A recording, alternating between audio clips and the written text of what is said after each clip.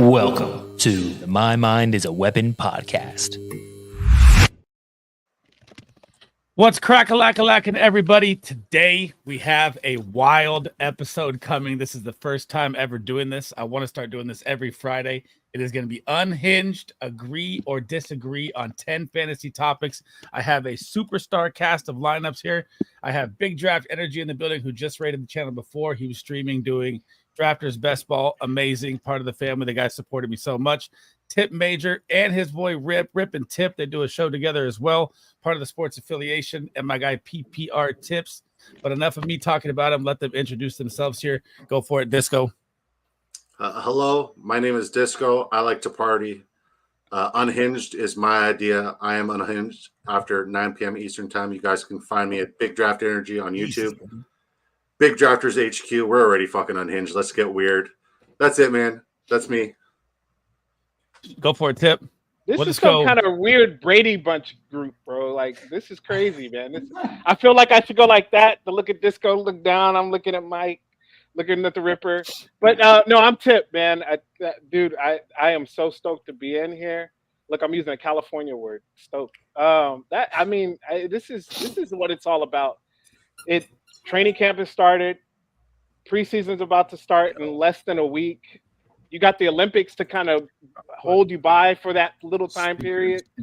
I mean, it's the time. This is those few days we had in early July that we were just didn't know what to do. Sports fans, we about to get into the real big wave of it. So it's gonna be fun. Again, I appreciate you guys having me on, and let's go. Always, man. There's my guy Kyle. Welcome in, my dude. How we doing today? Let the people know. I don't think can you hear me? Go for it, PPR. Take it over, man.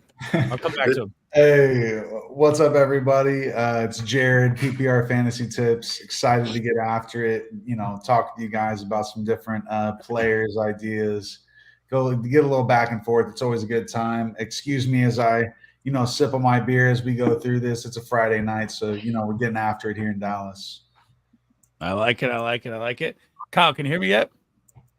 I think he said. Yeah, I think we're good. Can you hear me? Oh, I can hear you. Yeah. All right. I'll let Michael introduce himself first, and we'll come back to Kyle here.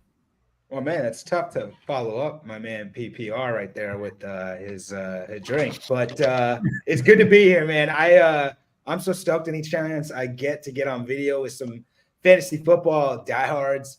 We've got time, but I have not been this excited because there's no other sports happening. And so I'm diving in hard right now on fantasy football prep for this season. And we're going to win, and we're going to win a lot. And make sure you're following me at Michael Rippey. And, of course, the Rip and Tip Hour, one of my favorite hours of the week, in season, all season. It's going to be fun tonight. I'm glad to be here.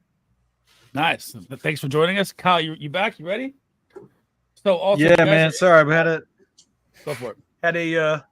Had a tough time getting the little rapscallions in bed tonight. So good to go now. Kiddos are in bed. So just poured myself in Kyle. Elijah Craig toasted barrel for any of you bourbon Cheers enthusiasts out there. And yeah, dude, I'm ready to rock. Alrighty, so also if you guys are in chat, all of their links for their Twitters, and if you guys have a YouTube or anything you want to add as well, it is all in the description. You can check it all out as well. And we are going to start off with 10 topics today, and I'll fire off the first topic, and then we'll go in order, and we'll switch randomly throughout, so you're not last every time. And the first topic is something I can't wait to get to. It is Javonte Williams. Will he lead the Denver Broncos backfield? So first of all, I got to start off with I have one share of Javonte Williams in 100 best ball drafts. I have zero ownership of him in any fantasy football league, any dynasty league. I am 100% out on this man. The Denver Broncos offense was 27th last year. Do we think they got better this season? No fucking way in hell did they get better. Bo Nix is the quarterback. This is going to be an offense where they're playing from behind. And who is the better passing down back? That would be Jaleel McLaughlin. And I'm calling it right now that Jaleel McLaughlin is going to outscore Javonte Williams in fantasy points this season. Over to you, Disco. All right. Serious question for the panel. And I hope you guys in the chat can also play along. where did this Javonte Williams is out, he's gonna get cut, Jaleel McLaughlin to the moon situation come from? It came from am I allowed to curse here? Yeah, Fuck it, I'm gonna curse anyways. It came from a fucking beat writer, right? So It's Friday night. if you're getting your fantasy football insight from a beat writer, you're better off getting your fantasy football information from a fucking box of cereal. Let's be fucking real. So if we're talking about a safe floor, a good play, and let's be real, okay? So we'll talk football, jokes aside, let's be real. I don't have either one of them projected highly. I think they're both going to, stagger their play, and I think they're both going to do all right. But in terms of being all-world / league winner, I don't think either one present that upside just because game script and that division. But I will say one thing. With that division, I think we've seen a change of guard in that division. They've all tried so many different ways. All the other teams to keep up with the Chiefs, they've all tried several different ways to keep up with the Chiefs. They've all tried, bringing in firepower and, going point for point with the Chiefs. That didn't fucking work. They all tried, investing in huge defensive players, going really, really hard in free agency and then draft and targeting. That didn't work out. Historically, and we've seen it last year as well, in every scenario where the Chiefs either lost or the Chiefs were in a close game, is because the other team controlled the time of possession with the run game. So with that and that alone, you see every team in the AFC West, not named the Kansas City Chiefs, investing in making their run game their dominant aspect so they can, one, keep up with the Chiefs and also control the time of possession. So I think that's what we're going to see this year. That's why I like Javonte Williams, because if we're talking about, the AFC North kind of style, I know it's the AFC West, but if we're talking about the AFC North where it's like 3 yards in a cloud of dust, Javonte Williams is that for me. I think he has a safer floor. He's going to be on the field way more often. And I think Jaleel McLaughlin isn't necessarily a receiving back. He's a change of pace back, right? He's not a receiving back. He's a change of pace back. Yes, he can catch the ball, but so can Javonte. I think they're equal in that aspect. So that's why I like Javonte more than I like Jaleel McLaughlin. But I don't think Javonte is going to finish higher than a top 25 running back. I don't think that. But he's being drafted right now in Drafters Fantasy as an RB34. I think he's going to be good, but I think he's going to do better than McLaughlin. Anyways, I'm done. He had 31 receptions. Pardon? He had 31 receptions. Love just got paid. 39. Yeah. Jordan Love just got the bank. Yep. Nice. Okay, I like that. They're going to need to run the ball more to keep up with the Chiefs this time, man. They're going to be in trouble. The Chiefs are even better. They don't have wide receivers that drop the ball this season. But take it down, Tip. I'm going to be really quick because, we got some really great people on here that want us to talk. So this is the thing. Javonte Williams right now is going around 7.9. So I would about say the late 7th, early 8th round right now. So if I was to say to go do the zero RB theory, that would basically mean that I would have a bunch of good pass catchers, and then I could have another solid running back because I know Javonte injuries history. So I can have another solid running back and still do the zero RB theory. I would do it. I would definitely do it. Now, look, Javonte Williams is not a touchdown scorer. He's averaged every 79 touches last year. He got a touchdown.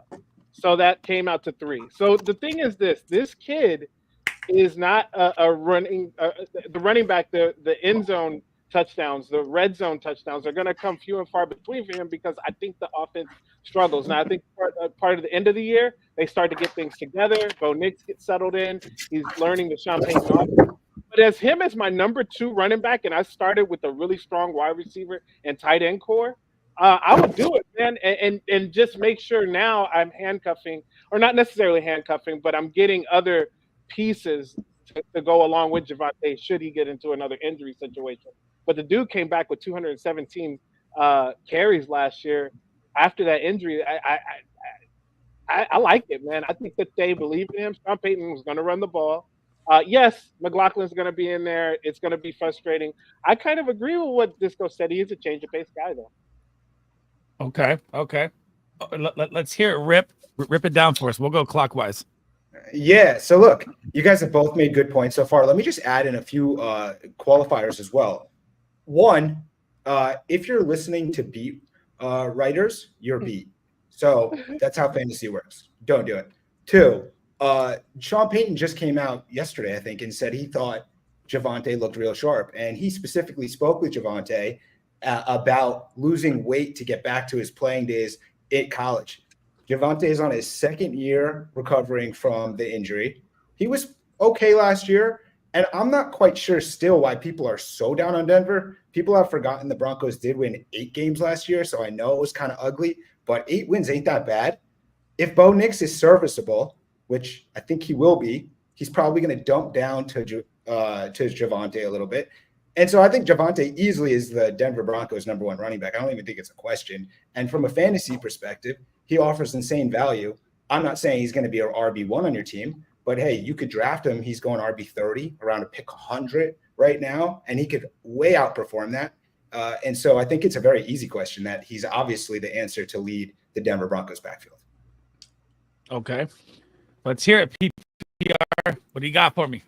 Yeah. I mean, with Javonte, I know it seems like it's kind of 50-50 split in here. For me, I'm not going to say that I'm out on Javonte because I'm definitely not. But I'm also not, rookie year in on Javonte like I previously was. Last year, I think a lot of people have overreacted to what he did. I think he was brought back in a little bit too early as far as the injury that he sustained. I think they should have just, let's be real, the Broncos weren't going to get much done last year as far as playoffs, having any kind of chance at contending. They should have taken care of their young running back and just held off. And if anything, give McLaughlin more of an opportunity to kind of get some reps in. I think it was kind of a waste, and I think it, soured a lot of people on Javonte. But at the end of the day, when he was healthy, he was like a back end. I think it was his rookie year. He was like a back end RB2 in fantasy. I think he was averaging about 11 to 12 fantasy points a game. And based on last year, that would have made him a back end RB2 as far as fantasy points per game go in PPR leagues. I think the reason I wouldn't be out on him is I think he is now a year removed from that injury that I personally think was the reason he struggled last year. And he has pass catching upside. And in PPR leagues, that's huge for me. He's had 2 seasons with 50 plus receptions. I mean, that gives you a pretty decent safe floor. And, for a late round running back going at RB32 ADP, I'm in on that. I mean, I'm not searching him out, but I'm definitely not out, and I'm not mad if I get him, but I'm also not super excited. Just kind of pray for the best and hope maybe he can pop and be a upside RB2, but I don't see anything better than RB2 for Javonte. Okay. He had 47 receptions that played every game. So I don't know about pass catching back, but we'll call it. Take it over to Kyle. A safe floor with pass catching. He doesn't get nothing. We'll put it that way. Okay. I mean, I would say Jaleel seems to be the one that has standalone value right now. Like, I think we're looking at it wrong. I think it's more of Javonte versus Estime for like the early down roles with Jaleel coming on and third down. Javonte was a guy that I really liked coming out, like versatile, complete 3-down back. Like, he had a good profile. Like, this is a guy that almost went in the first round. He was well on his way in 2022. I believe he tore his ACL, MCL, and PCL. Like, it's amazing to me that he even got on the field last year. So this is a guy that's still young. I believe he's 24. So, I mean, we're not talking about a guy that's old.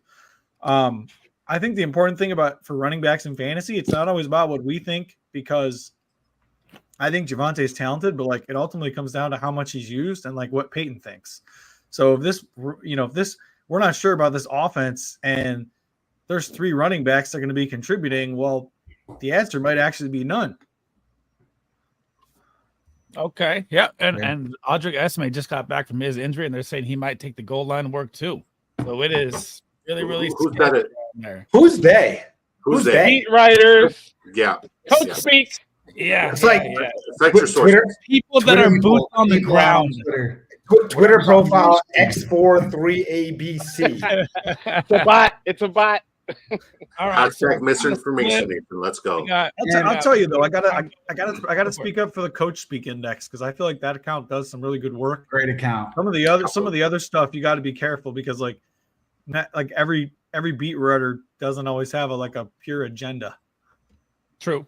Hey, Coach Speak just gives you the facts. You just watch the video, take it however you want to. You can read their tweet and agree or disagree with their opinion, But Coach Speak is fantastic. I don't know why anybody would not be following that page. It just 100%. provides information that we wouldn't typically have.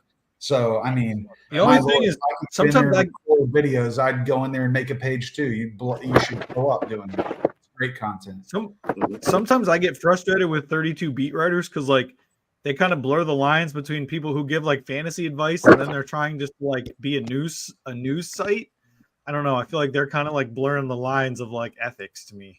Hey, we're strictly fantasy over here. All right. Okay. I'm no scout. I don't claim to be. So we're all kind of 50-50 split. I'm out. You guys are all kind of there on the value. Let's head to topic number 2 here, and I'm gonna let Disco lead it off. It is Devon Achane or Raheem Mostert at value, and are you handcuffing Jalen Wright in the process? Well, it's very interesting that we go from the Denver backfield to the Dolphins backfield, because just like Javonte being the every down kind of back, and then having Achane, who's not really receiving back, he's a change of pace back. Let's be honest, in a perfect world, if Achane is healthy and plays all the games this season, all 17, 18 games this season, he's a league winner easily. His price is absolutely spectacular. There's no ifs, ands, or buts about it, right?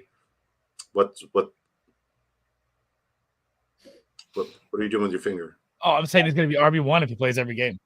Yeah. I just said that. I thought you were saying like you wanted to sit on your finger or something. It was weird. Anyways, moving on. So when I look at Raheem Mostert, I think, yes, he's older. If anybody is more inclined to get injured and go down with an injury, it's probably going to be Mostert. So the way I look at Jalen Wright is more of a direct handcuff for Mostert, whereas Devon Achane is more of a change of pace back. So I think if I am going to invest in any of the running backs, I like the Mostert role because I feel like it's the less volatile role and there's going to be more volume going to that role. But I don't like Mostert in that role this season. So I'd much rather get Jalen Wright at value. As for Achane, I feel like it's one of those bets, right? And like, obviously, I'm a basketball guy. You got to go for the ceiling because, the safe plays don't win fantasy football championships, but I don't think Devon Achane is worth where he's going currently in, the mid to late third round. I don't think he's worth that value, but if he's healthy for every single week, he's a league winner. But if I'm talking about who do I like the most, I think Jalen Wright. I think we're going to see Mostert go down. His chances of going down with an injury is almost 100% because he goes down with an injury every single year. So if I'm going to leave the draft with one of those running backs, then I highly recommend one of those running backs. It's got to be Jalen Wright. I'll just hold tight. Okay. Over to you, Tip. Yeah, I mean, that's funny. We actually talked about Devon Achane yesterday on the Sports Affiliations Thursday Checkdown. Shameless plug, but we talked about him, man. We actually were down on him. He's one of the guys that we're down on this year, and we were down on him collectively because of the simple fact that you bring in Jalen Wright, you have Raheem Mostert there. Raheem Mostert can still get you. I think somebody, it may have been you, Sleezball, said that he can get 10+ touchdowns this year, and I believe he can because he got 11 last year in 9 games. Devon Achane is a good between the tackles, a better between the tackles run than I thought at 188 or 189, whatever, and 5'8". But the dude, when he gets out there in space, and that's the thing, they're going to try to give him in space more. So they get Devon Achane in space. Yes, that's good, but I don't know if he's going to have as many of those opportunities, those carries, those touches. Last year, if he would have been healthy, he would have had 200 total touches. And Raheem Mostert's there. They bring in Jalen Wright. I feel like they brought him in because they may be a little nervous about Devon Achane's knee or whatever happened to it last year. They may be a little nervous about it. They may be like, we can get this guy 6 to 8 touches. Now, those touches could be beautiful some weeks, but I'm not going to get my future as a second-round pick or even a third-round pick maybe for something like that, man. I'm not going to do it, man. It's just, if I'm gonna get a running back in those early rounds, I want that guy to touch the freaking ball. I don't want him to be out there. Oh, he might get 10 yards and then we won't see him for 3 series. No, I'm out. Okay. We got dolphins in the background over here. Let me hear it rip. Listen, guys, I just kind of want to listen to everyone just wax poetic about Miami, each player. I mean, the more better things are said, the better my ears listen. A couple things first. It's A-Chan. I know there's been a lot of debate. How do we say his name? It's not A-Can. It's not A-Chain. It's A-Chan, like 4chan, but A-Chan. Right? If you guys are going to if you're going to give him the league winner title, call him the way he needs to be called. No, but in all seriousness, also, this term league winner is so misused and used for way too many people, but that's just a personal thought. All right, let's talk about this question. I like Devon A-Chan. I don't want to draft him though.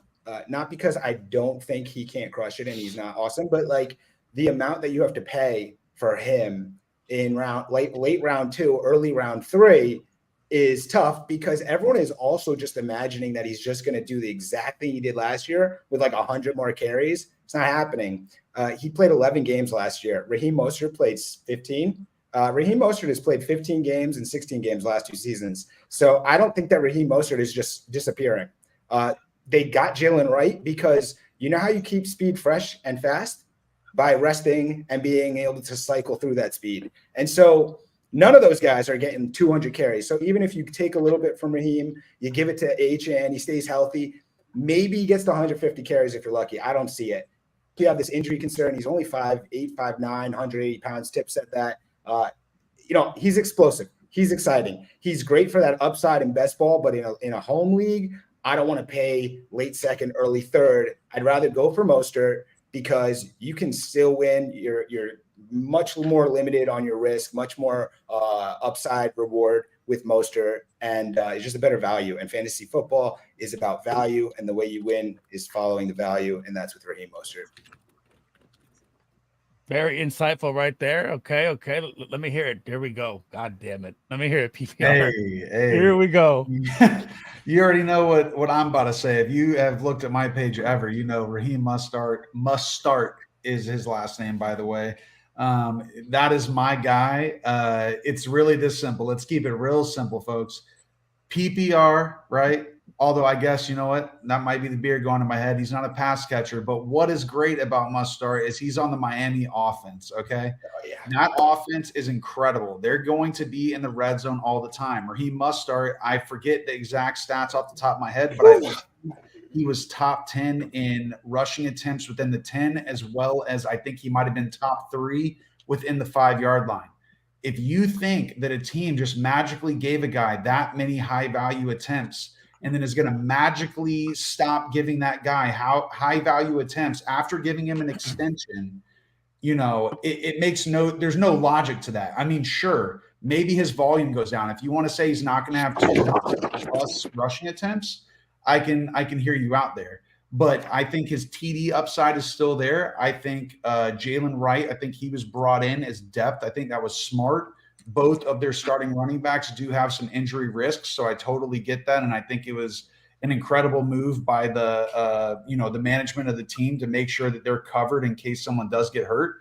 But at the end of the day, A-Chan, I'm going to mess up how to pronounce his name, but the guy's an absolute stud. He can put up crazy points, but at RB10 in PPR fantasy redraft ADP, that is crazy. The guy played 11 games, okay? I don't hear anybody talking about Keaton Mitchell or however you say his name. I don't hear anybody talking about him how they talk about A-Chain, okay? They're both on great offenses. Sure, Mitchell's coming off an injury, but that guy had crazy numbers too. I haven't heard a single peep about the guy on any Twitter page, on any fantasy page, under anything. I think at the end of the day, my summary on the backfield there is I would rather have Mustard for his ADP at RB29. He was RB4 last year. That's crazy as far as the difference. If he can even sniff anything close to that, you're getting a crazy value. HN, you're going to have the guy do the same thing he did last year, which was insane, and I hope he does, and I think he can, but you're drafting him at his ceiling. I'd much rather go for the guy that costs less, that has that higher upside, and I see no reason why he won't have the same opportunity that he did previously. Roll Tide. Roll Tide. All right, take it down, Kyle. That take was good until that.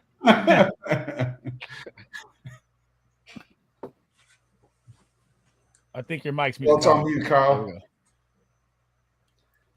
So I don't think we're necessarily looking at it the right way because, like, there's no doubt that Achan's efficiency is going to go down with more touches, but like he can still offset that. So like he averaged 1.36 points per 1.36 fantasy points scored per touch in half PPR formats last year, which was insane.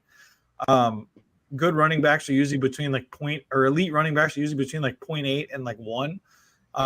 So even if he gets more touches, like I'm not worried about that. I think what I'm more worried about is Mostert. Like they just extended him, and we're talking about a guy that even though he's 32 years old, what if I told you there was 20 other running backs in the NFL who have more career touches than Mostert does? So yes, he's 32, but like you can't look at him through the same archetype as a normal 32-year-old running back because he doesn't have the same wear and tear. I think the right play with Achan is a best ball because you don't have to worry about starting him. You'll get those monster spike weeks. So like I like taking him on underdog, but in a managed league, that could be very, very problematic. But I don't want to not have any Achan because if he does go off and you don't have any exposure, like he's going to bury you. So obviously I think Mostert is definitely the better value, but I don't want to be completely out on Achan because his high end ceiling is too high. Like you can't completely ignore that either. Okay, here we go. It's my turn. Mostert is 32 years old. You can say he doesn't have wear and tear, but 14 injuries count as wear and tear too in your career. This man is a haggled old man. I'm not buying that he's going to stay healthy this season at all. Devon Achan, I'm willing to take in the first round, and this guy is going to be I don't even know who that is. Achan is going to be on the most winning fantasy football rosters this season. He's going to be the most rostered player. I'm calling it now.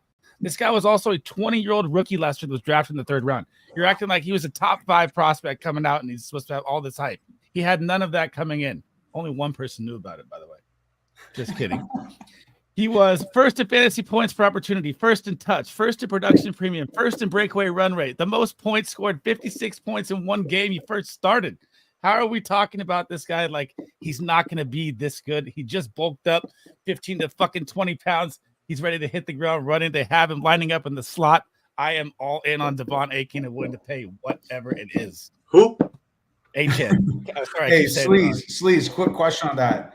He had like a mid 40% snap rate last year. How much do you think that goes up compared to last year when he's on the field? If they start to use him in the slot more, I'll say 60. Okay. Max. And what he can do with 60% is better than any running back in the NFL. But if I could just, Kyle said something very interesting that I did not think about. He's right when he's talking about Devon Achan being, for me, I would only consider him in best ball. I've actually been overlooking him in best ball because I'm just always so in the redraft mode and in the dynasty modes where you're just, you're drafting because this is your team that you can change and restructure and do things with it. And sometimes I forget that, like when I'm doing a best ball, I'm like, oh wait, I can actually just go for spike players and just hope to the fantasy gods that they do it. And Devon Achan is one of those guys that is intriguing. I will consider the next few best balls that I do. I will definitely consider a Devon Achan.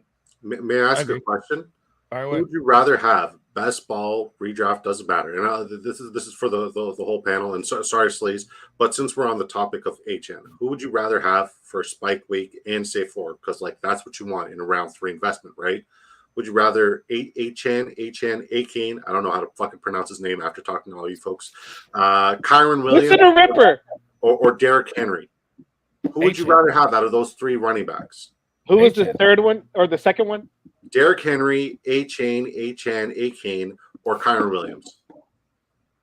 If you're playing best ball for total points and you want the spike week, you go in Achan. He's the only guy that's gonna give you 50. With those 3, I would definitely consider Achan. Achan would be the guy I would consider based off of what Kyle was saying. I really liked what he had to say about that. I really like what he had to say about that. That really spoke to me. So I would consider Achan. I don't. Derrick Henry for a best ball, I did do it, but I had Christian McCaffrey as my number 1 running back, so I felt like I could do that. But I don't know. I don't know if that I would consider Derrick Henry in that position. Kyron Williams, it's almost kind of like the A-Chan thing for me when I talked about earlier. I'm not ignoring Blake Corum. I'm sorry. The coach can write notes and letters to Kyron Williams that he misses him and he's happy he's back. Then why the hell did you go and draft Blake Corum? I think of stuff like that. Like if you come on, man. Like, don't play games with me. Kyron Williams has more injuries than A-Chan. Don't play games with, like, look. That's what don't play games with me, coaches. Like, you do all that stuff for us to talk about. I get it, but it's like, you know that you're gonna, some part of that season may not be right at the beginning, may not be right in the middle, may not be right in some part of that season. Kyron Williams is gonna get some touches taken away by Blake Corum. You don't draft him like that and just sit him down like that. Not in the NFL now where multiple teams have multiple running backs. Excuse me. No. Respectfully, with that logic, HN is literally in a 3-headed backfield where it's RB by committee. So why would you go with HN when Kyron Williams, literally has the clear role as a receiving and rushing back? Yes, Derrick Henry is going to have goal line opportunity. Yes, he's going to have but like if we're talking about an all-around, best ball performer, it's got to be Kyron Williams. I agree with the vast majority of the chat. I love what AP just said there. If you need to back up a 3rd-round pick, you should not be taking him in the 3rd round. Amen. Hallelujah. Rationale thinking. I believe it. My bad, Sleaze. But it's food for thought. I love hearing all of your takes. It's great. This is like the same thing as HN, right? They took Corum in the 83rd pick. Like I said, it's not 1st-round draft capital, and that's what you guys are expecting out of HN just because he looks so good as a rookie. I mean, the kid was 20, so I mean, I'm all in. I'm all in. But we can talk about this forever. Let's go to the next one here. We got Tip gonna lead it off here, and the topic is gonna be Patriots wide receiver room. Who do you think will emerge at the top? And this is, I should have let Disco to the Patriots first. Yeah, please let him do it. Let him do that. So who do I think is going to lead the wide receivers? Is it wide receivers or just receiving room?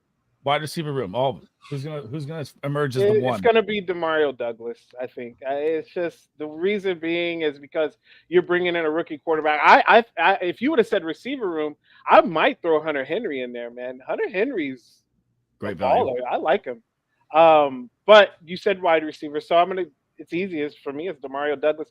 I've tried to, get on the KJ Osborne train when he was in Minnesota. That didn't work.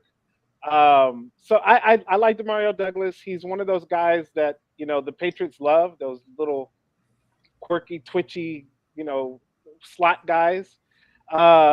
So yeah, I think Demario Douglas is going to be the guy that does it. Okay, who do you got, Rip? Is it Ripe or Rip, by the way, just so I know? Ripper. It doesn't matter. We already know you don't know. You don't like to pronounce things, so you call it whatever. Ask him to say neighbors. I got you. Hey, neighbors. Can I just say, and this isn't a shout at you, Disco, because I didn't know you're a Pats fan. I think this is like, I was trying to think. There's actually no skilled group in all of football that I think is less interesting than the Patriots wide receiver room. And that's Broncos? just no. I mean, they got Cortland Sutton, they got Marvin Mims. I could get interested way quicker. More importantly, here's the thing. I mean, Jacoby Brissett probably starting, maybe Drake May. That could be interesting. But I don't want any of this. Oh, no action. I think DeMario is kind of interesting when he has a serviceable quarterback, if you need like a late guy. But I kind of like Kendrick Bourne. He's kind of talented, but I have to see what's his recovery look like from the injury. Yeah. I probably would take Kendrick Bourne as like a waiver, but I really just don't want anything to do with this entire operation right now. So I'm kind of out and not sure why. There's more to talk about. All right, heading over to PPR. What you got for me? I mean, I think that was a fair comment, but I think real generally, no, I'm not looking to specifically add anybody on the Patriots to lead my fantasy team this year, right? But if we're getting like real into it, and I'm like, who on the Patriots offense do I think has the best chance of being a contributor in a PPR fantasy league? I'm definitely between Bourne. He did a decent job last year. He averaged, when he was healthy, I think it was for like 8 to 10 games, he averaged something around 12 fantasy points per game, which isn't great, but it's a decent flex play, right? So he has the talent there, but it is definitely not an ideal situation that he's coming off a bad injury. So for me, it's between Polk and Baker in my eyes. And I liked KJ Osborne in Minnesota, honestly. Like, I considered him a little bit, but I think at the end of the day, the Patriots would not have drafted two wide receivers that are as talented, or at least thought of as talented, as Polk and Baker. I just don't think they would have done that without the thought that one of them at least would become a main contributor. And for me in fantasy, I'm not super confident in either one of them because the offense, I think, is going to suck. Stevenson is really the only one that I'm really interested in at all on that offense for fantasy. But if I've got to stash someone, I think for me, based on the ADP, I'm going Baker. I like his confidence. I think he's a playmaker. Roll Tide. He played for Bama, so I've got a little of that Bama bias in me there. I know y'all might not like that, but say it with my chest, Roll Tide all day. I'm a little biased when it comes to my Bama boys. But who's your NFL team? Oh yeah, Roll Tide. I went to Alabama, graduate there.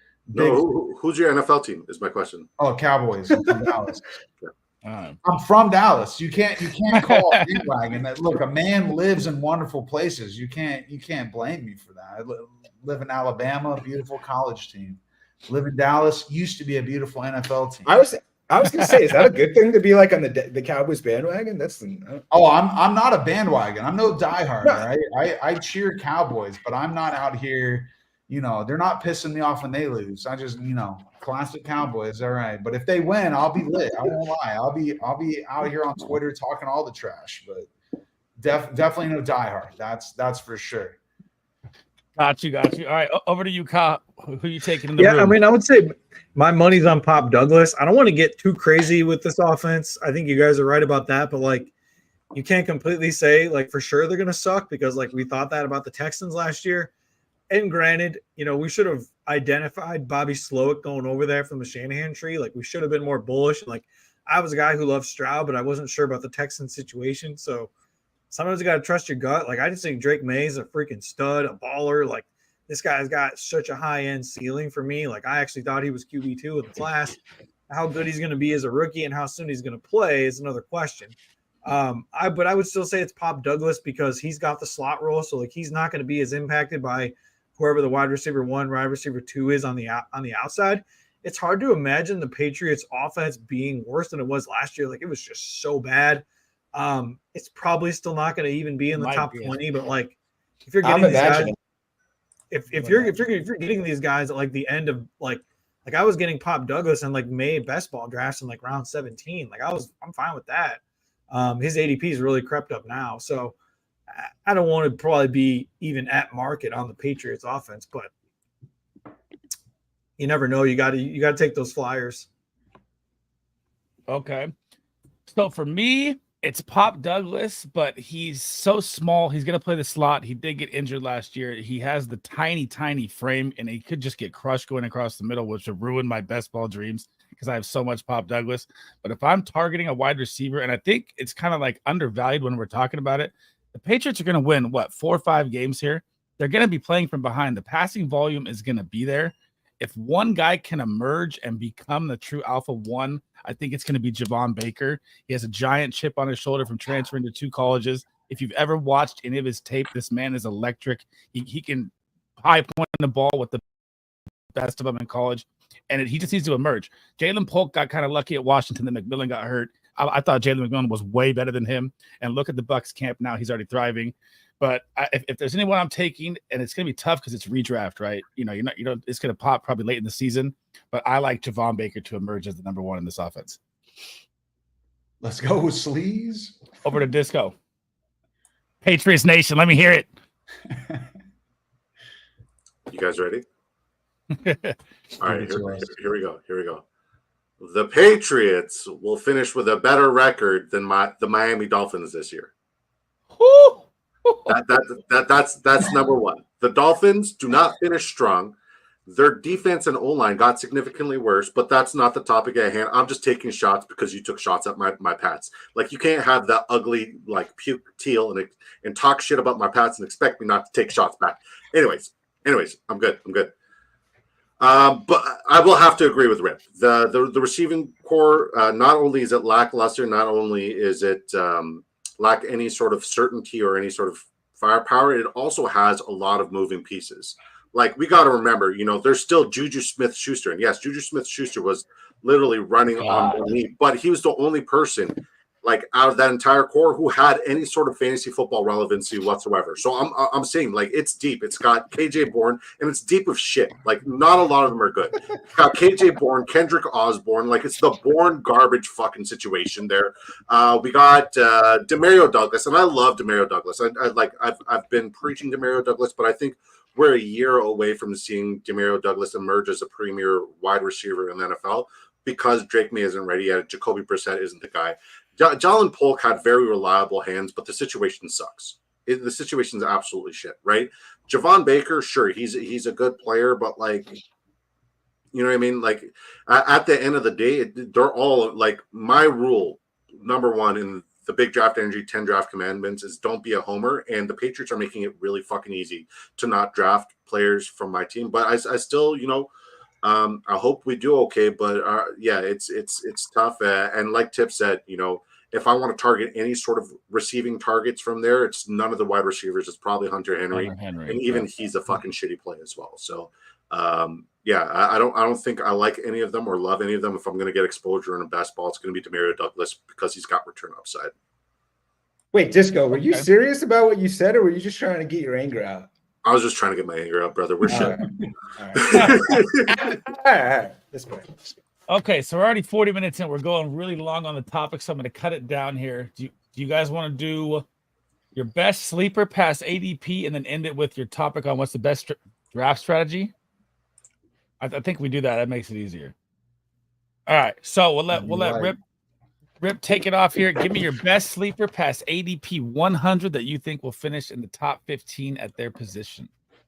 All right, so damn, I put all of the work together and then you just skipped it out. Now I didn't get to the last questions, and now no. This is easy. So long. It's easy. Brock Purdy's the answer, but that's kind of cheating because he's ADP 106. He's clearly going to be a top 15 QB. He'll be top 10, but I'm not going to cheat.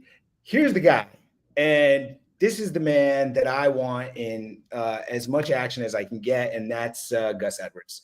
Look, ADP 125, Jim Harbaugh does one thing, and that thing is run the football. Everyone's saying this one constant theme this summer. The Chargers have no receivers. You're goddamn right they don't, and that's great for the running backs. So give me all the Gus Edwards as you want. And you know what is even better? Stack that with taking J.K. Dobbins a little later, and you're guaranteed to have an elite running back 2, upside running back 1. I just love Gus Edwards. He had 13 touchdowns last year. Greg Roman only wants to run the football, and then he wants to run the football by running more football. This one is so easy and obvious. I have no idea why Gus Edwards is so low. But just to secure my investment in Gus Edwards, I'm grabbing J.K. Dobbins. I'll let it figure itself out after a couple of weeks. I have no belief that J.K. can stay healthy. I know he could be the best if he's healthy. It sounds like Joel Embiid stuff, but J.K.'s never even played. So more importantly, Gus Edwards, he's severely undervalued. And when you say league winner, again, I don't like the idea of league winner. Grabbing Gus Edwards at ADP 125 and having him be, potentially late RB1, early RB2, is league winning type of stuff. So give me Gus Edwards. There you go. Okay, I like that a lot. I think the only point I would go there against that is they're going to pound the run, but I don't see the Chargers being ahead that much where Harbaugh can use the Michigan style to pound the run. But I do love Gus Edwards at value. Just to be clear, Jim Harbaugh, best winning percentage of any coach alive right now in the NFL. Just saying. 49ers were stacked. Alex keep it moving. Take it off, PPR. I like Gus. I do like Gus. All right. So one of my favorite value picks, I'm trying to pick somebody I don't think anybody else is going to say out here because, his name is banned, it seems, on fantasy football Twitter right now. It hurts my heart. My guy, Snoog's guy, our friend, Austin Eckler. All right. Austin Eckler. I know. I see everybody's face. Okay. I understand. He looked. Did he go to Alabama? He did not look good last year. I completely get it. I agree with Western you. Colorado. I hear you, right? But let me just lay this out for you, okay? In 2021 and 2022, so both years right before last year, he was averaging over 21 fantasy points per game. He would have been an absolute lock to be one of the top running backs that you would have drafted in PPR fantasy leagues. PPR is the key here. That is key with Eckler. Okay. 2023, before he got hurt, in week 1, he put up 26 fantasy points. Okay. Out of 4 out of the 6 games where he played at the beginning of the year before he got hurt, he averaged over, or he put up, not average, he put up in 4 out of those 6 games, he put up 20 points within fantasy and PPR leagues. Okay. So the guy has the upside. It's not that the guy has magically forgotten how to run the ball. He's not going to be good in fantasy. And I get what you're saying. He's on a different team. Who knows what his target's going to look like? You know, Brian Robinson Jr. is there. He was good at pass catching. I get it. But I don't understand why, you know, maybe I'm wrong here, but I don't understand why Washington would bring in a guy like Austin Eckler that clearly, based on his comments, does not want a heavy rush volume, right? He wants to be involved in the pass game. That it seems to me like that's where he wants to live. He wants some touches in the rush game, but in general, I think he wants a nice little mix. He wants to live on his island and kind of stay healthy and last as long as he can. He doesn't want to go Derrick Henry mode and work his bones into the ground, right? Eckler still has the upside. I'm going to say for this year, I do like Brian Robinson Jr. and the Washington offense is definitely not the, you know, Chargers offense with Justin Herbert, but I think he can be a RB2. And right now he's being drafted as the RB40, which I think is crazy. Like this guy was a dominant running back in fantasy football. He's going to catch the ball. I don't care about Brian Robinson and how efficient he was last year at catching the ball, okay? He was competing with Antonio Gibson. That is a completely different situation than working with Austin Eckler. And I could be wrong, and I'll own that L. I'll eat it, like Jameson Winston would say. But it just would make no sense. Why would you go get Austin Eckler if you weren't planning on feeding him the ball? Yes, last point, Jaden Daniels is going to run the ball. I know I've seen people say, oh, rushing quarterbacks, they're not going to dump it off. Okay, sure. Maybe you're right. But I would think if you're Jaden Daniels and you've got Terry McLaurin, you got Jahan Dotson, you got Brian Robinson Jr., you got Austin Eckler, you're going to run the ball. And he's going to run the ball a lot is what I'm thinking because I think he's a league winner. But Eckler is going to be a great safety blanket. He's going to be a leader in that running back room. He's got the experience. He's put up the numbers to kind of provide that leadership and have that seniority or whatever you want to call it. I just think at the very least, he's going to be a value. And I think he can provide RB2 value for you with the upside on a weekly basis to put up 20 plus points randomly. I don't think he's going to remotely do that again, though, how he did on the Chargers. But I think we're looking at 12 to 15 points per game. And that's a solid value for RB40 ADP wise. I like it. I would also throw in that their offensive line is very bad, man. They're not going to be running the ball like you think. I think it's like 28th, 29th ranked. It's going to be a lot more dump offs. I love Austin Eckler value as well. Let's go. Kyle, who you got for me? Yeah, sorry. They brought in Austin Eckler, Bobby Wagner, and Zach Ertz because they need good veteran presence in their locker room. They're trying to establish a culture after all the bad years of Dan Snyder. So very fair. That's the reason. Hey, very fair. PPR is out here taking strays and he can't defend himself. That wasn't fair. I'm sorry, dude. No, I like it. That's a good point. So my best sleepers past ADP, it's definitely Tajay Spears for me. Like this dude was really good in his limited time last year. Like we're looking at the Titans. I think they made some huge improvements this season. They signed Lloyd Cushenberry from the Broncos to be their center. They drafted your Bama boy, J.C. Latham, 7th overall. They have Peter Skoronski from last year, a couple other guys they signed. Obviously, they brought in Ridley. You know, I'm kind of so-so on Will Levis. I do like the upside. Don't know how good he's going to be. But hard not to feel bullish on Tajay Spears because, like, Tony Pollard was in, like, the most amazing situation last year, and, like, he couldn't do anything with it. So why do we think that just because he got paid that, like, he's going to be the guy? He was hurt last year. Yep, I agree, Sleaze. So I'm liking Tajay Spears, and then my other guy would be Jackson Smith and Jigba. I think he's going to overtake Tyler Lockett this year. You know, his ADOT last year was terrible because Shane Waldron didn't really know how to use him, which one thing that gives me a little bit of pause for the Bears this year. Like, I think the Bears are going to be great long-term, but, like, I don't think Shane Waldron or Matt Eberflus are any good. So I think the Bears next year, when, like, they got Ben Johnson as their head coach, now we're talking. Yep. But yeah, Shane Waldron really misused Jackson Smith and Jigba. He broke his wrist in the preseason and was probably rushed back. So I don't think we got to see the JSN that we should have seen.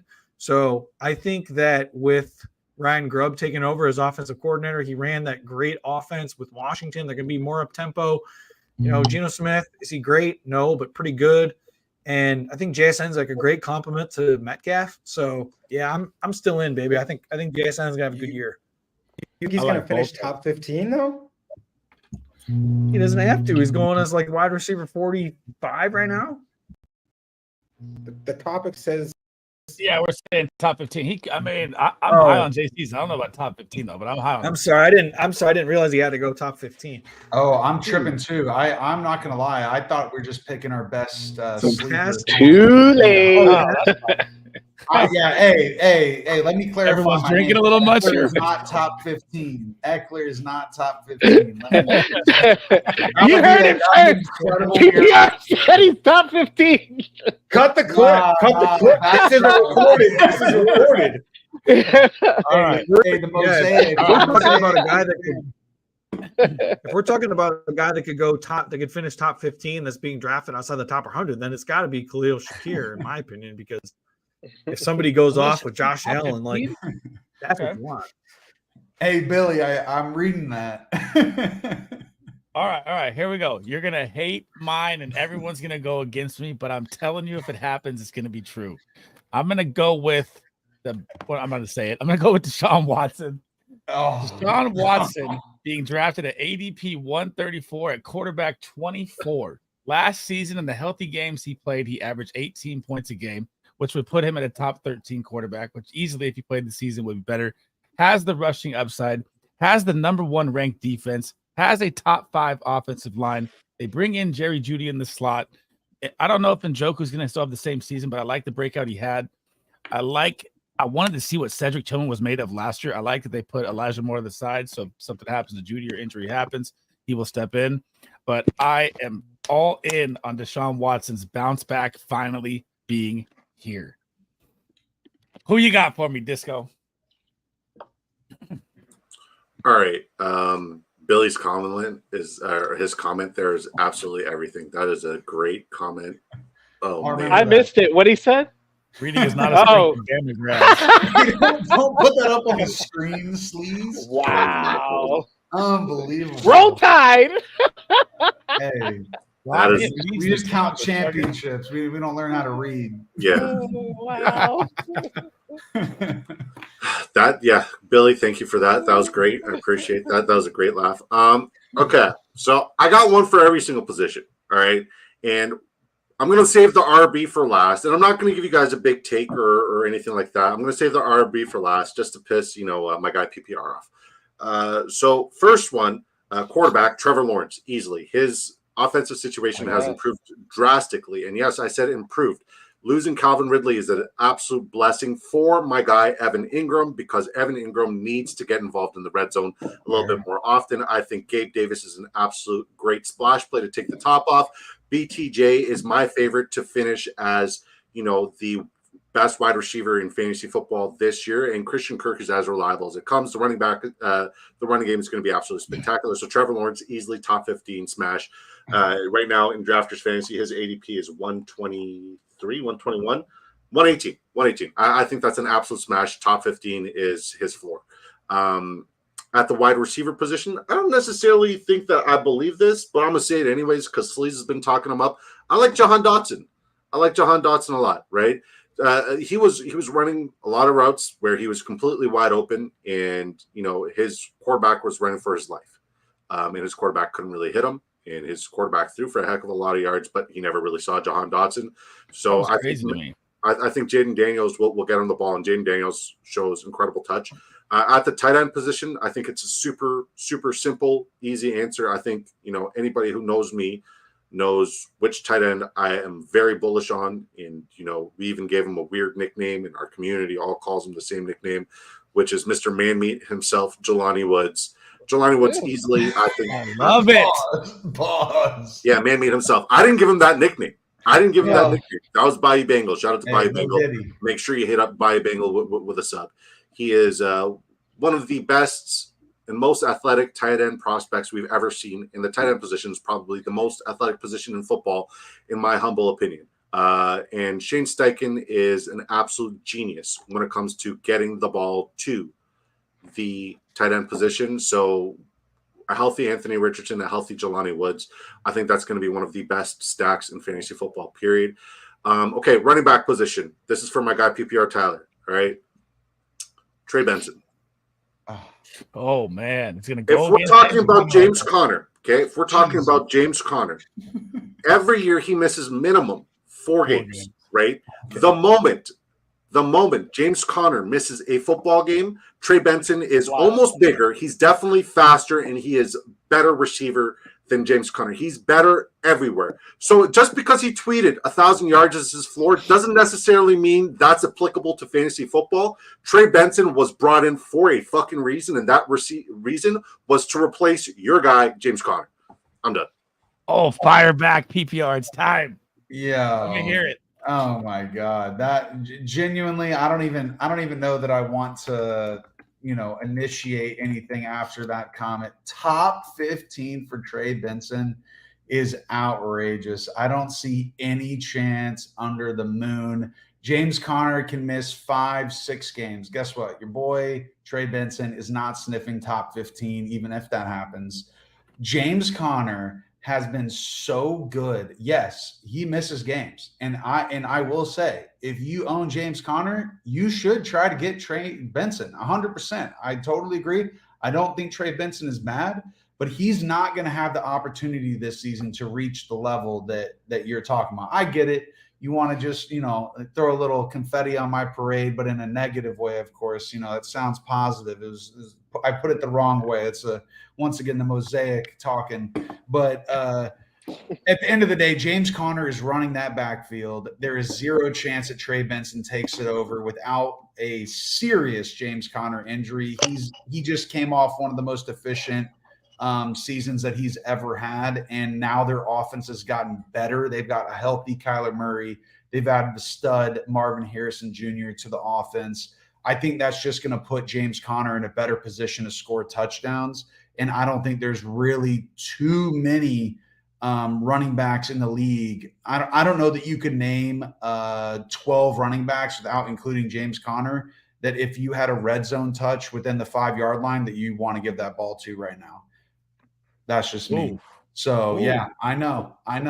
James Conner's my guy. I'm a ride or die with James Conner, and, it is what it is. We'll see what happens. I can't wait to see how it all plays out. We got lots of fun stuff going on in the NFL for 2024.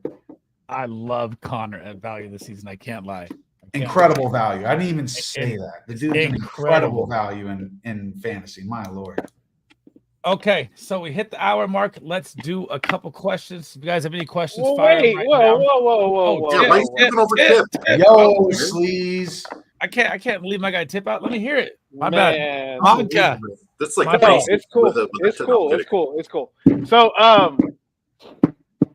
this guy's ADP is at 133 right now. If I go back and look at his last season, specifically in the postseason, he averaged 6 catches a game. I mean, that's moderate. It's okay. But Romeo Doubs, if he can get his target up to 8 catches a game, or 8 targets a game, then I think he can catch some, 5-6 of those catches. Maybe he catches all of them because he has good hands. He's a good possession receiver. But if he gets up to 8, that's 136 targets over a full year. If he goes some weeks where he gets double digit targets here and there, which I mean, it's not going to happen a lot because you still got Christian Watson, you still got Jaden Reed, you still got Dontavian Wicks, you still got those tight ends there. You got Josh Jacobs, although I think he's going to run the ball. I don't think he's catch a lot of passes, but he'll catch the balls too. I think it's like it's a situation where Christian Watson, if he gets banged up or injured again, like he's always been, if Jaden Reed is a guy on there who I think will always be a threat to Dobbs' touches. I don't know if Dontavian Wicks would be. I mean, he's good. I think he would be in like really spread, like when they spread the ball. I think that that's when they're going to really use him more. So I like Romeo Dobbs because I think you'll see him on the field the most. Jordan Love has trust in him. Trust him big time in the red zone. When they get into those 20s, led the Packers in targets, right? He trusts him there more than his tight ends, and because Romeo Dobbs has not only got good hands, he'll high point the ball. He'll leap up and get it 6'2". So I like him a lot. I think Romeo Dobbs has an opportunity. Or you say top 15, I think he can sniff right at that 15, 14, 15. Because I think I see a world where he gets 75 catches, close to 1,100 yards, and maybe like 6 to 8 touchdowns. I see it happening. If you put him in that 1,100 yard range with those, that's top 15. At least last year it was. So I think Romeo Dobbs. I'd love this kid, man. And at 133, you're telling me that if I really want to wait on wide receivers and have him as my flex or my number 4, I would love that. I think you can do it. I think I've done it, and I think you'll be happy in it. Romeo Dobbs is the guy. Okay, I mean it's crowded Packers room, man. I mean I think you need Watson to go down. I think you need Reed to go down because I like Wicks a lot as well too. But I can see that. Okay, so we hit the hour mark. Let's run through real quick. Be like 30 seconds. Give me your best draft strategy, and then we'll take some questions here, and then we'll call it a night. Amazing. What is your best draft strategy heading into redraft this season? We'll start it off with Rip this time, and then we'll go around. All right, I'm going to do something a little bit different here. There's so many strategies. Look, this is specifically for leagues that are playing week 14 as the playoffs, which some people are going to be in leagues like that. Check your settings. If you are, you got to know there's 6 buys.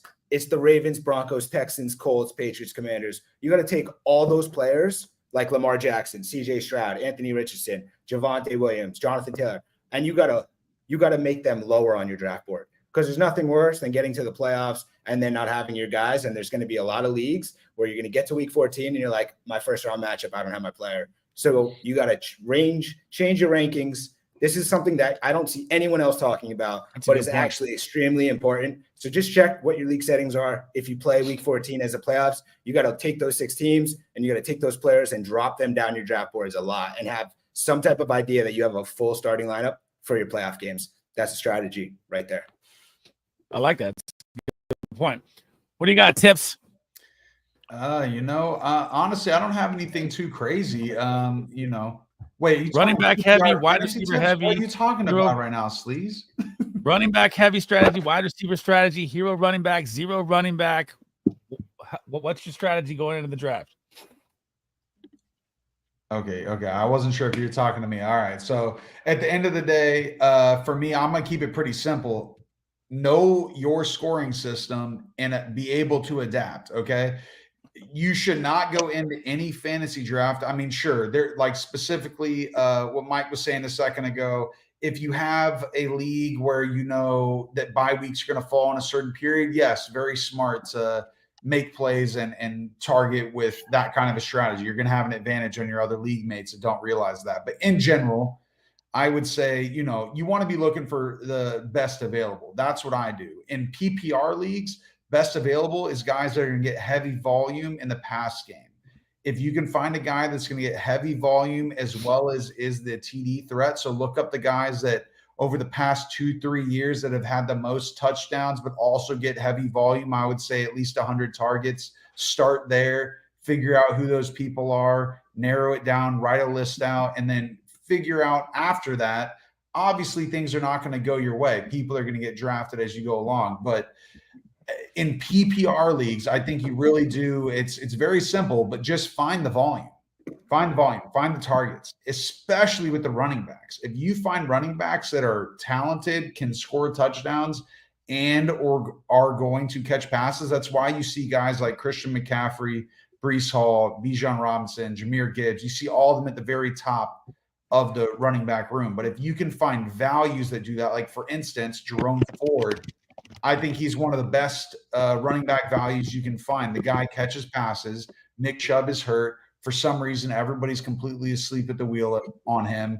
If you can get him towards the end of your draft and you've got a guy that can get you a safe floor at the very least, I love it. So just kind of look for the volume. I kind of keep it pretty simple. I'm not going to get too complex with it. Find the volume, look for the value, be flexible, know your scoring settings. Roll Tide. So you're always taking a wide receiver first? Not always. If you follow my page, you've seen if you have the first pick, I'm going Christian McCaffrey all day. I actually posted today how an ideal first round draft would go. So there are situations where I would go running back, but I would say I'm going wide receiver over running back, over 50% of the time. They're just such elite guys at the top of the draft that I want that volume. I want those guys. I want that upside, and I'm willing to take the risk on a wide receiver to start the draft in a PPR league. Okay. What you got for me, Kyle? So I would say I'm typically an anti-fragile drafter, which means I'm typically trying to avoid running backs in the early parts of drafts because I'm trying to build a team that's going to get stronger as the season goes on, which is one of the things I love about zero running back. But I think we also have to look at how much the running back landscape has shifted. And a lot of these guys are going a lot later than they, typically were. So my kind of strategy is, if I'm picking early, I want to get McCaffrey. I want to get Bijan Robinson. I want to get Breece Hall. But I think there's a clear tier break after those three guys. I love Jahmyr Gibbs' talent, but David Montgomery, guys, it's a problem. And I think Gibbs is going to be great. He's going to be efficient with his touches, but he's not in the realm with those other three guys unless Montgomery gets hurt. So not to say Gibbs can't pay off at ADP. So my kind of strategy is kind of flipped because I was typically a heavy zero running back drafter, but like I said, the landscape has kind of shifted now where there's so few bell cow running backs now. There's so few running backs where we can look at, oh yeah, this guy's just going to get the lion's share of all the carries and all the, high value touches, and he's going to be on the field all the time. Those guys are so hard to find now. So if I can lock one of those three guys down with those three running backs, boom, I'm doing that. But then if I can't get one of those three guys, I think running back really kind of flattens out.